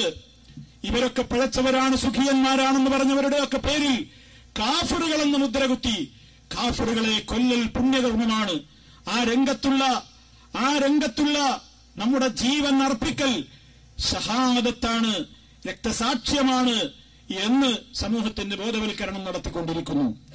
ഇതൊക്കെ ഇന്ന് നേരത്തെ പറഞ്ഞതുപോലെ നിരപരാധിയായ ഇസ്ലാമിന്റെ പേരിലാണ് ചാർജ് ഷീറ്റ് ചെയ്യപ്പെട്ടുകൊണ്ടിരിക്കുന്നത്. എവിടെയെങ്കിലും ഒരു ബോംബ് പൊട്ടിച്ചിട്ട് അവിടെ ജിഹാദ് എന്ന് പേര് കൊടുക്കും. ആളുകളൊക്കെ മനസ്സിലാക്കി ജിഹാദ് എന്ന് കേൾക്കാൻ തന്നെ ആളുകൾക്ക് പേടിയാണ്. വാസ്തവത്തിൽ വിശുദ്ധ ഖുർആനും തിരുസുന്നത്തും പരിശോധിച്ചു നോക്കിയാൽ ജിഹാദ് എന്ന് പറയുന്ന പദം എത്ര വളരെ പ്രാധാന്യമുള്ള സ്ഥലങ്ങളിലാണ് പ്രയോഗിച്ചത്. പക്ഷേ ഇന്ന് ആളുകൾക്കൊക്കെ കേൾക്കുമ്പോൾ പേടിയാണ് ജിഹാദ് അല്ലെങ്കിൽ മുജാഹിദ്. തീവ്രവാദികളുടെ, ഭീകരവാദികളുടെ ദുർവ്യാഖ്യാനത്തിന്റെ ഫലമായി ഏറ്റവും സുന്ദരമായ പുണ്യകരമായ ആ ഒരു പദം ഏറെ ഇന്ന് തെറ്റിദ്ധരിക്കപ്പെട്ടു കഴിഞ്ഞു. ഇസ്ലാമിലെ ജിഹാദ് എന്ന് പറഞ്ഞാൽ ഒരായത്ത് നിങ്ങൾ നോക്കൂ, ഖുർആൻ പറയുന്നു വജാഹിദുഹും ബിഹി ജിഹാദൻ കബീറ, ഇതുകൊണ്ട് നിങ്ങൾ ഏറ്റവും വലിയ ജിഹാദ് നടത്തൂ. ഏതുകൊണ്ട്? ഖുർആൻ കൊണ്ട്. ഖുർആൻ ബോംബല്ല, വാളല്ല, കുന്തമല്ല, റോക്കറ്റല്ല, വലിയ രൂപത്തിലുള്ള അധുനാധുന യുഗത്തിൽ നിന്നറിയപ്പെടുന്ന ഒരു ആയുധമല്ല, മറിച്ച് വിശുദ്ധ ഖുർആൻ കൊണ്ടുള്ള ജിഹാദ്. അതുപോലെ ഹദീസുകളിൽ നോക്കിയാൽ നാവ് കൊണ്ടുള്ള ജിഹാദ്, കൈ കൊണ്ടുള്ള ജിഹാദ്, പേന കൊണ്ടുള്ള ജിഹാദ്, നാവ് കൊണ്ടും കൈ കൊണ്ടും ഹൃദയം കൊണ്ടുമൊക്കെയുള്ള ജിഹാദ്, ഇസ്ലാം പഠിപ്പിക്കുന്ന ജിഹാദുകൾ. ഇതൊക്കെ എന്താണ് സഹോദരന്മാരെ? ഏറ്റവും ഉന്നതമായ ഒരാശയമാണ് ആ ജിഹാദിനുള്ളത്. ആ ജിഹാദ് എന്ന് പറഞ്ഞാൽ അള്ളാഹുവിന്റെ ദീനിന്റെ വളർച്ചയ്ക്ക് വേണ്ടി, ഇഅ്ലാഉ കലിമത്തില്ലാഹ്, അള്ളാഹുവിന്റെ ദീന് ലോകത്ത് പ്രചരിപ്പിക്കാനും അതിന്റെ വളർച്ചക്കും അതിന്റെ ഉന്നമനത്തിനും വേണ്ടി ആവുന്ന പരിശ്രമങ്ങൾ ചെയ്യലെല്ലാം ജിഹാദാണ്. അള്ളാഹുവിന്റെ ദീനിന്റെ വളർച്ചയ്ക്ക് വേണ്ടി സമ്പത്ത് നിങ്ങൾ ചെലവഴിക്കുന്നത് സമ്പത്ത് കൊണ്ടുള്ള ജിഹാദാണ്. നിങ്ങളുടെ മാൻ പവർ നൽകേണ്ടിടത്ത് നിങ്ങൾ സഹായിച്ചു കൊടുക്കൽ നിങ്ങളുടെ ശരീരം കൊണ്ടുള്ള ജിഹാദാണ്. അള്ളാഹുവിന്റെ ദീനിനെ വികലമാക്കുന്ന കക്ഷികൾക്കെതിരെ ലേഖനങ്ങൾ എഴുതിക്കൊണ്ടുള്ളത് പേന കൊണ്ടുള്ള ജിഹാദാണ്, നാവ് കൊണ്ടുള്ള ജിഹാദാണ്, കൈ കൊണ്ടുള്ള ജിഹാദുകളുണ്ട്. ആ കൂട്ടത്തിൽ ഒരു വകുപ്പ് മാത്രമാണ് ഖിതാല്, ആയുധമെടുത്തുള്ള പോരാട്ടം. സായുധ പോരാട്ടം എന്ന് പറയുന്നത് ജിഹാദിന്റെ ധാരാളക്കണക്കിന് ഇനങ്ങളിൽ ഒരു ഇനം മാത്രമാണ്. എന്നാൽ സമൂഹം തെറ്റിദ്ധരിച്ചത് ജിഹാദ് സമം ഖിതാൽ. ജിഹാദ് എന്ന് പറഞ്ഞാൽ കൊല്ലലാണ്, അമുസ്ലിമീങ്ങളെ കണ്ടയിടത്ത് വെച്ച് വെട്ടിക്കൊല്ലലാണ്, കാഫിറിനെ കൊല്ലലാണ്, എവിടെ വെച്ച് കണ്ടാലും അവരെ വെറുതെ വിടരുത്. ഈ രൂപത്തിലൊക്കെയുള്ള തെറ്റിദ്ധാരണകൾ ഈ സമൂഹത്തിലേക്ക് വന്നു. എന്താണ് കാരണം? ഇസ്ലാമിനെ ഇസ്ലാം നിശ്ചയിച്ച അതിന്റെ യഥാർത്ഥമായ പ്രമാണങ്ങളിൽ നിന്ന് മനസ്സിലാക്കാതെ തീവ്രവാദികളും ഭീകരവാദികളുമൊക്കെ ഇസ്ലാമിനെ വികലമാക്കിയേടത്ത് നിന്ന് അവരെ അർത്ഥം വെച്ച ആശയങ്ങളിൽ നിന്ന് പലരും കടമെടുത്തപ്പോൾ ഇസ്ലാമിന്റെ പദങ്ങളുടെ യഥാർത്ഥമായ വ്യാഖ്യാനങ്ങൾക്ക് പുറത്തുപോയി ഇസ്ലാം തെറ്റിദ്ധരിക്കപ്പെടുകയാണ് ഉണ്ടായത്. ഇതിനൊക്കെ എന്താണ് സഹോദരങ്ങളെ പരിഹാരം? ഞാൻ ഈ പറഞ്ഞ രൂപത്തിലുള്ള എല്ലാ തീവ്രവാദങ്ങളും, വിശ്വാസരംഗത്തുള്ള തീവ്രവാദം, കർമ്മരംഗത്തുള്ള തീവ്രവാദം, അതുപോലെ തന്നെ ഏത് രംഗത്തുമുള്ള തീവ്രവാദങ്ങൾ, എല്ലാ തീവ്രവാദങ്ങൾക്കും പരിഹാരം എന്താണ്? ഇസ്ലാമിനെ അതിന്റെ ശരിയായ സ്രോതസ്സിൽ നിന്ന് പഠിക്കലാണ്. അത് ഈ സമൂഹത്തിന് പഠിപ്പിക്കലാണ്. അതാണെന്ന് നമ്മൾ ചെയ്തുകൊണ്ടിരിക്കേണ്ടുന്ന ഉത്തരവാദിത്തം. അതാണെന്ന് നമ്മൾ ചെയ്തുകൊണ്ടിരിക്കുന്ന കാര്യം. നമുക്കെല്ലാം സുപരിചിതമായ, ഞാൻ നേരത്തെ സൂചിപ്പിച്ചത്, ഇവിടെ സൂചിപ്പിക്കപ്പെട്ടതുപോലെ നമ്മുടെ കേരളത്തിൽ ഇന്ന് നടന്നുകൊണ്ടിരിക്കുന്ന ഒരു വലിയ ജിഹാദുണ്ട്. ആ ജിഹാദിലേക്കാണ് മുഴുവൻ ആളുകളും അണിയണിയായി ചേരേണ്ടത്.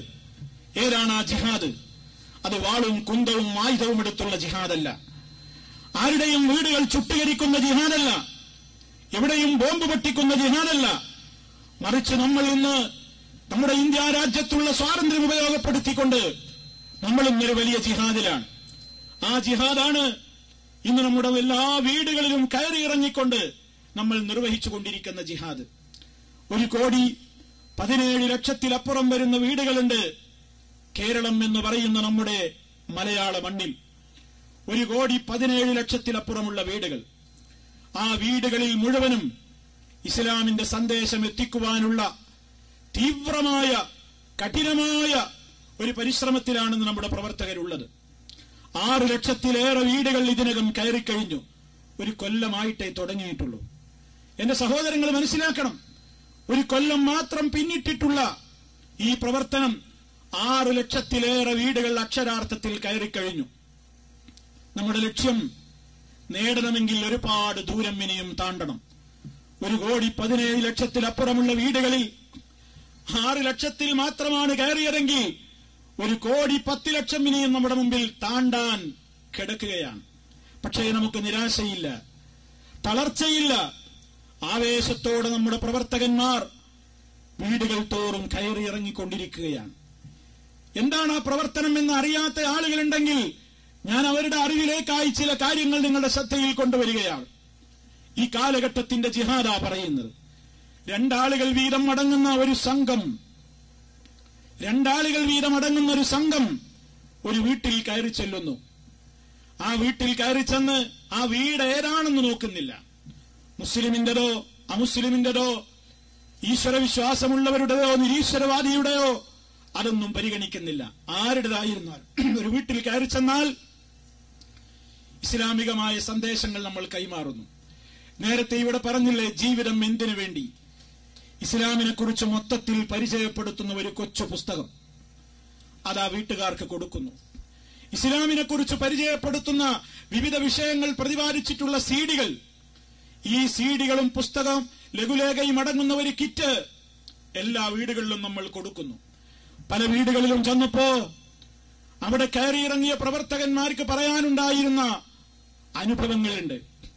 പല വീടുകളിലും കയറി ചെന്നപ്പോ പല വീടുകളിൽ നിന്നും ഉമ്മമാര് പുറത്തേക്ക് ഇറങ്ങി വന്ന് 5 രൂപ കൊടുത്തു, 10 രൂപ കൊടുത്തു, ചോദിച്ചു ഏതാ യത്തീംഖാന, ഏത് കോളേജിന്റെ പിരിവാ, ഏത് മദ്രസക്ക് വേണ്ടിയാ, ഏത് പള്ളിക്ക് വേണ്ടിയാ, 30 ഉള്ളൂ, ഇത് കൊണ്ടുപോയിക്കോളൂ എന്നും പറഞ്ഞ് 5ഉം 10 കൊടുക്കാൻ നോക്കി. നമ്മുടെ പ്രവർത്തകർ പറഞ്ഞു, ഉമ്മ നിങ്ങൾ ഇതിന് വന്നവരല്ല. കാരണം നമ്മുടെ കേരളത്തിൽ ഇതുവരെ അവർക്ക് അതേ പരിചയമുള്ളൂ. ആരെങ്കിലും ഒരു വീട്ടുകാരെന്നുണ്ടെങ്കിൽ അതേ യത്തീംഖാനയുടെ പിരിവിന്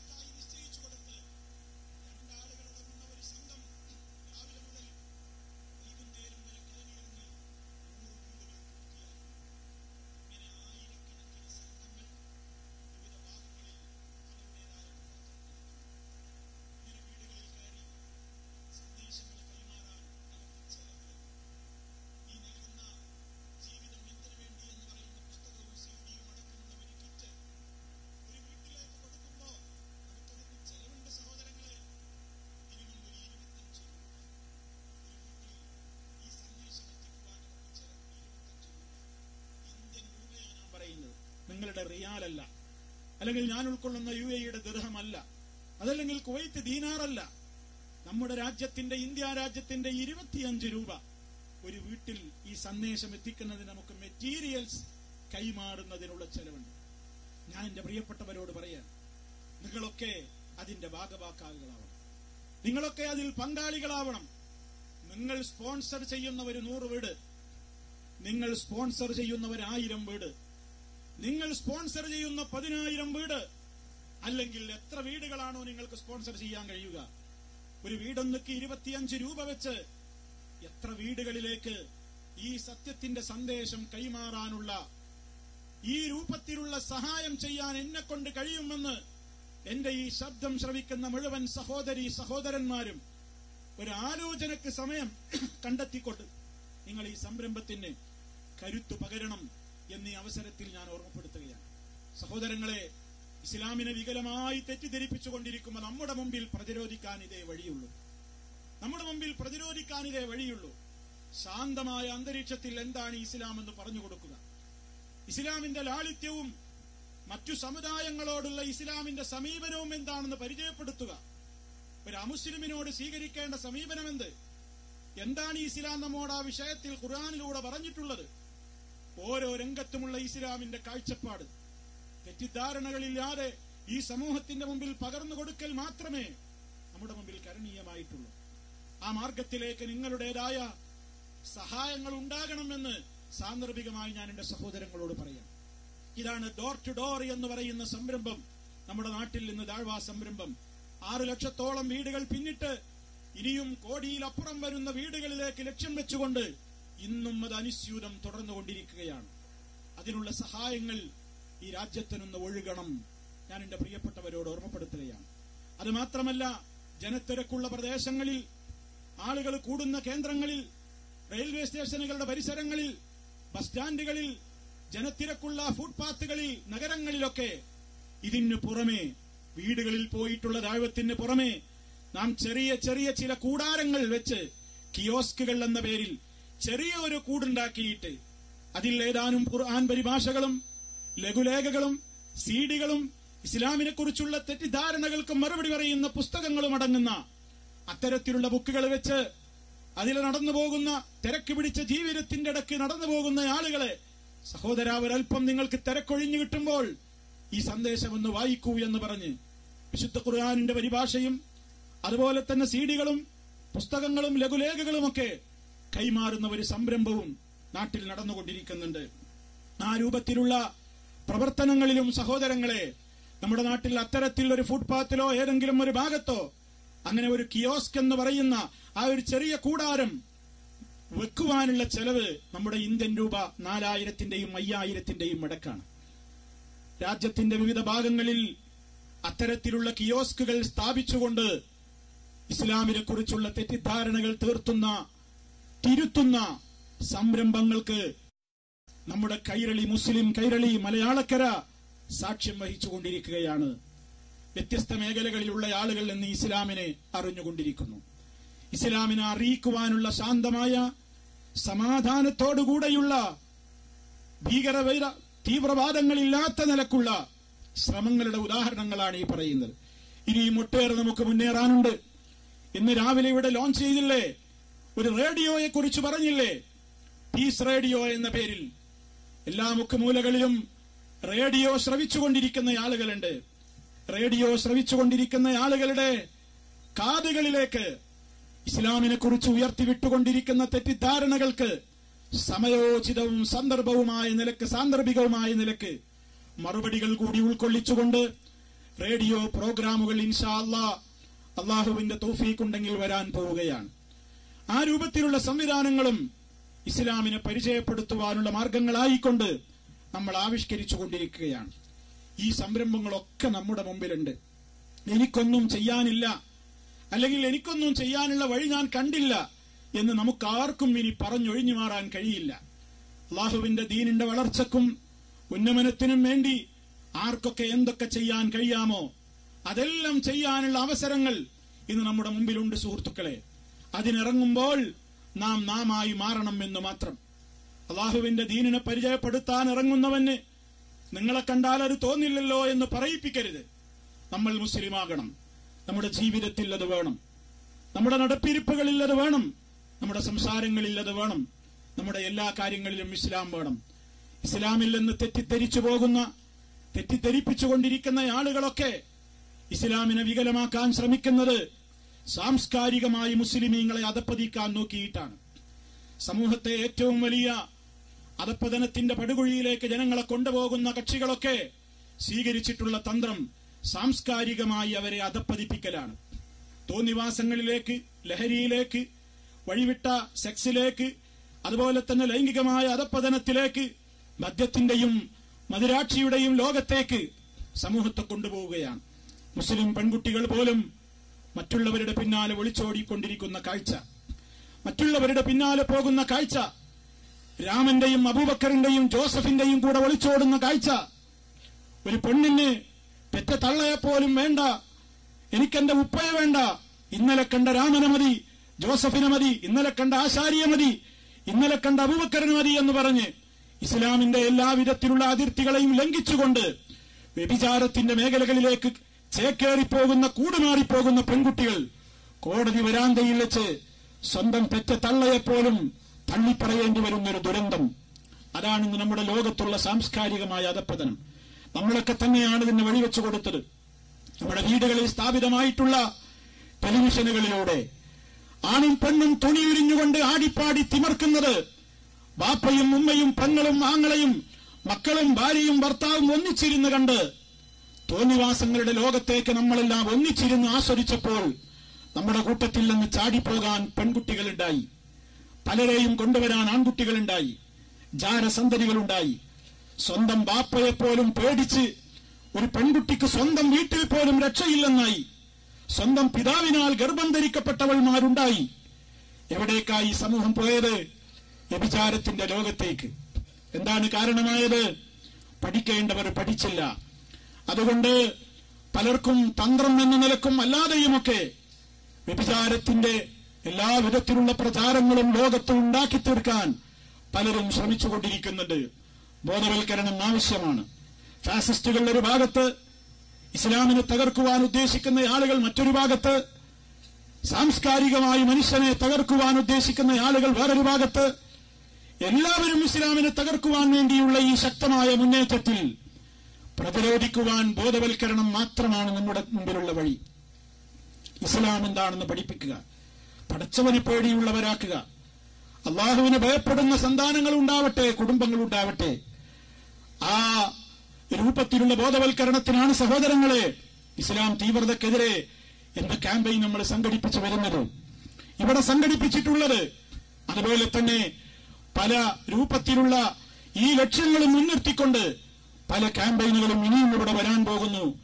നമ്മൾ അതിന്റെയൊക്കെ കാര്യങ്ങളിൽ സഹകരിക്കണം, ശ്രദ്ധിക്കണം, ബോധവൽക്കരണത്തിന് നമ്മൾ മുമ്പിലുണ്ടാകണം എന്നീ അവസരത്തിൽ ഓർമ്മപ്പെടുത്തുകയാണ്. ഇതെല്ലാം നമ്മൾ പറയുന്നത് സർവ്വലോക പരിപാലകനായ റബ്ബിന്റെ അടുക്കൽ മരണാനന്തരം നമുക്കെല്ലാം രക്ഷപ്പെടാൻ വേണ്ടിയാണ്. ആ രക്ഷയുടെ ലോകത്ത് അവിടെ വിരൽ കടിക്കുന്നവര് ദുരന്തമില്ലാതിരിക്കാൻ, അവിടെ രക്ഷപ്പെടാൻ, അള്ളാഹുവിന്റെ അടുക്കൽ അത്യുന്നതമായ പദവി നേടാൻ, അതിനുവേണ്ടിയുള്ള ആത്മാർത്ഥമായ ശ്രമങ്ങൾ നമ്മളിൽ നിന്നുണ്ടാകണം. നമ്മുടെ വീടുകൾ ആ അർത്ഥത്തിലുള്ള ഭവനങ്ങളായി മാറണം. നമ്മുടെ വീടുകൾ ദിക്റുകളുടെയും ദുആകളുടെയും കേന്ദ്രങ്ങളായി മാറണം. സിനിമകളും സീരിയലുകളും സംഗീതങ്ങളുടെയും ലോകത്തോട് വിട പറഞ്ഞുകൊണ്ട് സർവശക്തനായ അള്ളാഹുവിനെ ശരിക്കും അറിയിക്കുന്ന രൂപത്തിൽ നമ്മുടെ വീടുകൾ ഉണ്ടാവണം. രാവിലെ എഴുന്നേൽക്കുമ്പോഴുള്ള ദിക്റുകൾ തുടങ്ങി ഉറങ്ങുന്നത് വരെ ചൊല്ലുന്ന ദിക്റുകൾ മുസ്ലിമീങ്ങൾ മനഃപ്പാഠമാക്കണം. അത് നമ്മുടെ വീടുകളിൽ ബാപ്പയും ഉമ്മയും മക്കളും ഒക്കെ ചൊല്ലി എന്ന് ഉറപ്പുവരുത്തണം. നമ്മുടെ വീടുകളിൽ നിത്യജീവിതത്തിൽ ആവശ്യമായ ദിക്റുകൾ, പ്രഭാതത്തിൽ ചൊല്ലേണ്ട ദിക്റുകൾ, വൈകുന്നേരം ചൊല്ലേണ്ടുന്ന ദിക്റുകൾ, ഇതൊക്കെ നമ്മൾ പഠിക്കണം. അർത്ഥം പഠിക്കണം, ആശയം പഠിക്കണം. അവയുടേതായ രൂപത്തിൽ നമ്മൾ മുന്നേറണം എന്ന് മാത്രം ഓർമ്മപ്പെടുത്തിക്കൊണ്ട് ഞാൻ എന്റെ വാക്കുകൾ അവസാനിപ്പിക്കുകയാണ്. അല്ലാഹു സുബ്ഹാനഹു വ തആല ഇസ്ലാമികമായ കാര്യങ്ങൾ അതിന്റെ യഥാർത്ഥമായ നിലക്ക് നിർവഹിച്ചുകൊണ്ട് മുന്നോട്ട് പോകുന്ന നല്ലവരിൽ നമ്മെ എല്ലാവരെയും അല്ലാഹു ഉൾപ്പെടുത്തി അനുഗ്രഹിക്കുമാറാകട്ടെ. എല്ലാവിധത്തിലുള്ള ഫിത്നകളിൽ നിന്നും ഫസാദുകളിൽ നിന്നും അല്ലാഹു നമ്മെ കാത്ത് രക്ഷിക്കുമാറാകട്ടെ. മാരകമായ രോഗങ്ങളിൽ നിന്ന്, സഹിക്കാനാവാത്ത വേദനകളിൽ നിന്ന്, പരീക്ഷണങ്ങളിൽ നിന്ന് അള്ളാഹു നമുക്കെല്ലാം മുക്തി നൽകുമാറാകട്ടെ. നമ്മിൽ നിന്ന് മരണപ്പെട്ടു പോയവർക്ക് അള്ളാഹു പാരത്രികമായ മോക്ഷം നൽകി അനുഗ്രഹിക്കുമാറാകട്ടെ. ഈ ലോകത്തു നിന്ന് വിട പറയുന്ന നിമിഷം ഏറ്റവും സന്തോഷമുള്ള സമയമാക്കി അള്ളാഹു നമ്മെ ഏവരെയും അനുഗ്രഹിക്കുമാറാകട്ടെ. اللهم ربنا تقبل منا إنك أنت السميع العليم وتب علينا إنك أنت التواب الرحيم واغفر لنا إنك أنت الغفور الرحيم. اللهم توفنا مسلمين وألحقنا بالصالحين والحمد لله رب العالمين. اللهم صل على محمد وعلى آل محمد والسلام عليكم ورحمة الله وبركاته.